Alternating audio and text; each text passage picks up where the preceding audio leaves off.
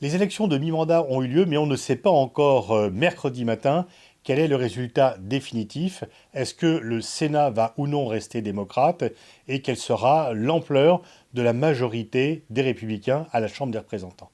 Mais rien que ces résultats est une surprise parce qu'on annonçait une vague républicaine qui allait submerger la Chambre des représentants et qui allait permettre une victoire facile au Sénat. Ce n'est pas le cas et donc ce seul résultat est une victoire pour Joe Biden. Les élections à mi-mandat sont toujours très difficiles pour le président en titre. On se rappelle de ce qui s'est passé pour Obama en 2010, pour Trump en 2018 et en fait, 9 fois sur 10, le président qui vient d'être élu perd les élections de mi-mandat parce que tout simplement les gens sont pas contents, estiment qu'il n'a pas suffisamment fait le job et que les espoirs n'ont pas été réalisés.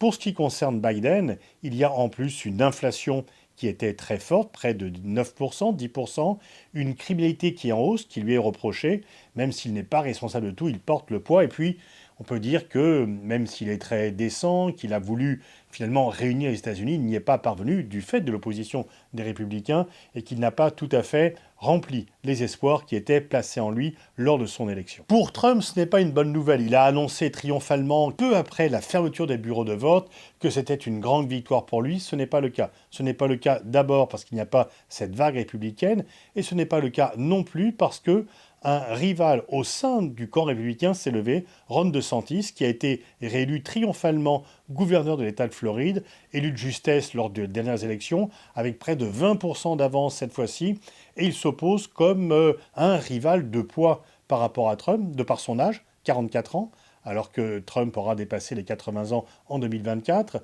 par le fait que s'il a effectivement une idéologie qui est très conservatrice, on se rappelle qu'il avait mis des immigrants dans des bus pour les emmener à New York, qu'il avait refusé le confinement pendant le Covid-19, qu'il est vraiment hyper conservateur, mais il n'a pas les excès verbaux et de comportement que Trump, et donc il peut rassurer certains républicains. Est-ce qu'il va s'opposer directement à Trump qui a laissé un peu percer le fait qu'il allait annoncer sa candidature le 15 novembre. Trump, très certainement d'ailleurs, puisqu'il a annoncé un succès historique, va dire, ce succès n'étant pas là, que de nouveau, l'élection a été volée, que de nouveau, il y a un problème, et on peut dire que le vrai problème des États-Unis aujourd'hui, c'est cette division, cet antagonisme même entre républicains et démocrates qui ne sont plus, en termes de se parler, qui ne sont plus capables de dégager un consensus bipartisan, sauf peut-être sur l'hostilité à la Chine. Il y a 200 élus républicains environ qui nient les résultats de 2020, et donc ça pose un problème.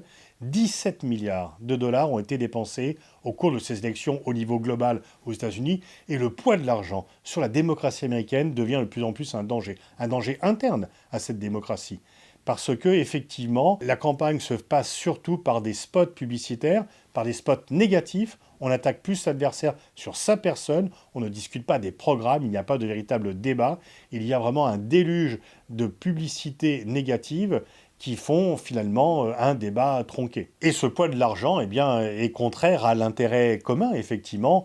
Ce sont des intérêts particuliers qui prévalent, des milliardaires qui peuvent financer les campagnes pour leurs intérêts, ou des industries, mais l'intérêt général y perd, et si la démocratie américaine ne réfléchit pas et n'arrive pas à limiter le poids des dépenses électorales, on peut penser qu'elle va se dégrader. Finalement, le système des primaires met plus souvent en avant les plus radicaux, le poids de l'argent joue, et le système américain qui était basé sur des freins et des contrepoids, qui permettait au système de marché maintenant, est plutôt un système de blocage. Et donc oui, la démocratie américaine est en crise. On peut dire que le pire a été évité parce que ce n'est pas une défaite humiliante pour Biden, mais ce n'est pas non plus une perspective réjouissante du fait de la division profonde du pays dont il paraît difficile qu'elle puisse être rétablie. Comment cela va se passer pour 2024 ? Biden dit qu'il veut se représenter, mais il est douteux qu'il puisse le faire. Il a quand même des problèmes de santé, d'absence de trous de mémoire qui sont quand même très gênants. Alors il est tout à fait possible qu'un candidat démocrate surgisse. On sait que Clinton ou même Jimmy Carter étaient peu connus peu de temps avant d'être élu président. C'est d'ailleurs aussi le cas d'Obama. Donc le système américain peut produire un candidat rapidement, mais il faudrait que le camp démocrate choisisse assez rapidement cela. Et si Biden dit qu'il peut de nouveau concourir, il bloque un peu finalement la relève. Est-ce qu'il y aura un duel entre DeSantis et Trump du côté républicain ? Est-ce que DeSantis ira affronter Trump ou elle préférera attendre pour ne pas subir les foudres de Trump et peut-être faire un ticket avec lui pour attendre 2028 ? Là aussi, on le verra assez rapidement.